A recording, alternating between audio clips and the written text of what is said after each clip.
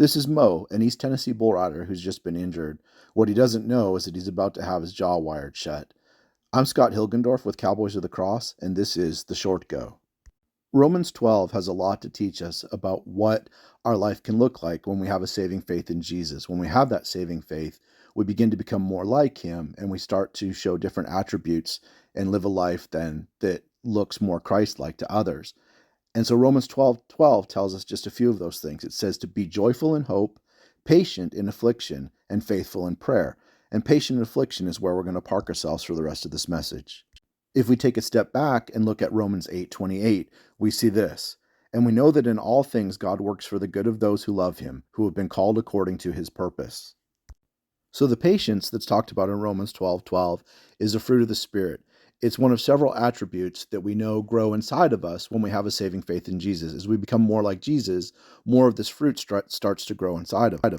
If patience is something that grows inside of us, then we need opportunities to practice that patience.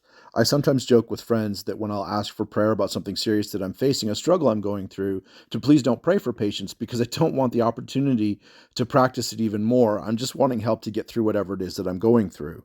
But the reality is, for God to do a work inside of us, sometimes we have to go through something that's challenging. And as we go through that challenge, then these fruits begin to develop inside of us, like the one we're focused on right now, being patience. As that fruit grows, it can help us to handle a situation in a way that would be different than most people around us would handle it. And then they can begin to see there's something different about how we deal with our circumstances. And that then becomes an opportunity for us to point other people towards Jesus Christ. When we get injured out right at the start of the peak part of the rodeo season, or we lose our job, or our children get taken away from us, these are all circumstances we've seen each other face. But through those circumstances then can be the opportunity to see patience growing inside of us. And as that good work is done inside of us, God really is doing some good for us. But then recognizing what Romans 8:28 is saying about how we're called to God's purpose, what we understand one of our purposes is through the Great Commission is to share our faith with others and make disciples. When we get injured out at the start of the peak part of the rodeo season, we lose our job, we have our children taken away from us. These are all different circumstances that we've seen each other go through time and time again.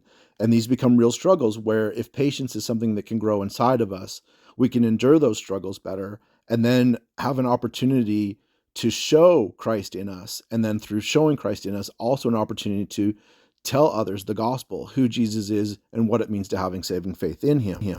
There can be all kinds of purposes that God has called us towards, but we know that the Great Commission is one of those. And as we face a struggle and we apply patience to it, we can look for opportunities to use that struggle to point others to a saving faith in Jesus.